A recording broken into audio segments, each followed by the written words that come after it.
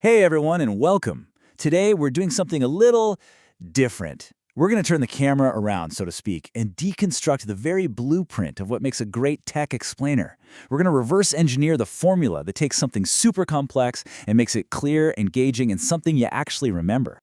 So let's just start with the biggest question of all, right? How in the world do you take a dense technical topic and make people actually want to listen?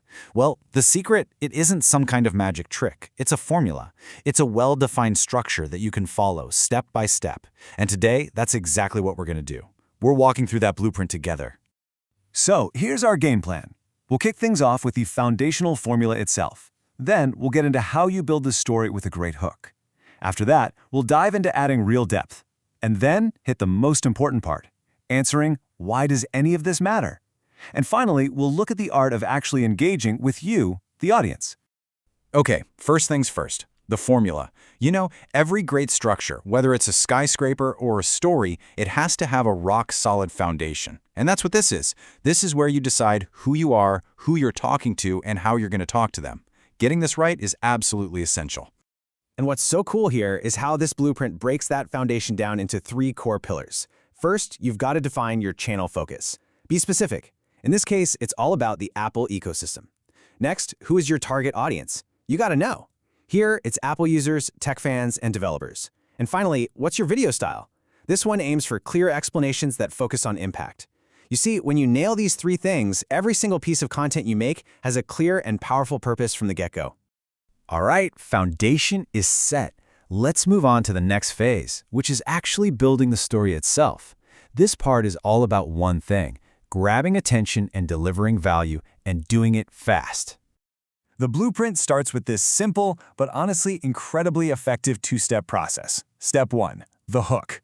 You have got to grab someone's attention in those first few seconds. Then, bam, step 2, you immediately deliver what happened. You give them the core news, the key facts right up front. It's a strategy that really respects your audience's time, and it builds trust because you're delivering on your promise right away. But look, a truly great explainer, it never just stops at the headlines. Once you've laid out the basic news, the real value comes from adding those layers of detail and providing a much deeper understanding. This is the moment you go from just reporting to really truly explaining. And this is exactly where the feature breakdown comes in. Think of this as the what of the story. It's that careful, evidence-based, deep dive into all the specifics, the functions, the components, the changes. This is the part that gives your audience the tangible info they came for, and it builds both your credibility and their real understandings. Okay, so we've covered the what happened, and we've covered the detailed what. Now we get to what I think is the most critical part of any great explainer, answering the question, so what? Why does this matter? This is that crucial pivot from just dumping information to creating genuine insight. And this slide just breaks it down perfectly. The blueprint gives you two different kinds of context.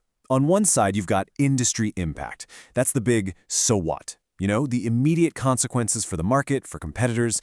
And on the other side, you've got the future outlook. This is the what's next part, speculating on trends and where this is all headed.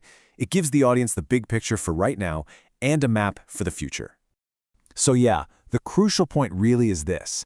The magic happens in that transition. It's about moving from just a simple list of features to a rich explanation of their impact. That shift from raw information to synthesized insight, that's what separates a report you forget in 5 minutes from an explainer that really sticks with you. And now for the final, absolutely essential layer of our blueprint. Because a great explainer isn't just about dropping a perfect little package of information. It's about building a living, breathing community around that information. So how does the blueprint say we should do this? Well, it's pretty direct. You use clear, explicit calls to action. You know the lines. Hit the like button, subscribe to the channel, join the conversation. These aren't just things you say at the end. They're specific, intentional invitations for you, the viewer, to participate, to share your own thoughts, and to actually become part of a bigger conversation. This chart just illustrates the goal behind all those prompts so well. Every single one is designed to encourage a specific action that turns someone just watching into an active community member, whether it's liking, commenting, or subscribing.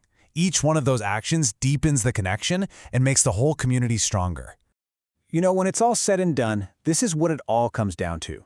This one idea really captures the entire philosophy of the blueprint. A great explainer takes the audience on a journey. It starts with the simple facts of what happened, builds up through all the details, and finally arrives at that profound and meaningful insight of why it all matters. So there you have it.